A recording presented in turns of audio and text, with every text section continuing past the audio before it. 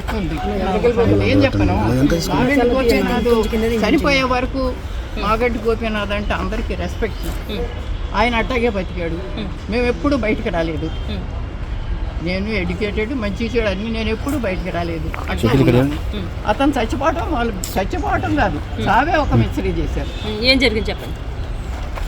ఇదంతా మరి కేటీఆర్ గారి వల్లే జరిగిందని నేను జవాబు ఆయనే చెప్పాలి నాకు. ఎందుకంటే ఒక హాస్పిటల్లో ఉన్నాడు, చచ్చిపోయాడని కొంతమంది అంటున్నారు. చూడండి ఒకలా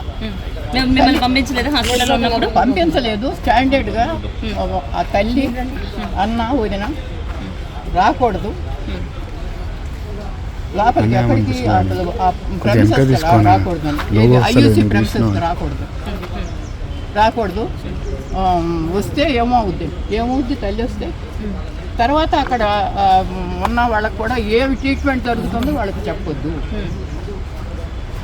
అసలు జబ్బు చేసిందే నాకు తెలియకుండా హాస్పిటల్కి తీసుకెళ్ళిందే నాకు తెలియదు.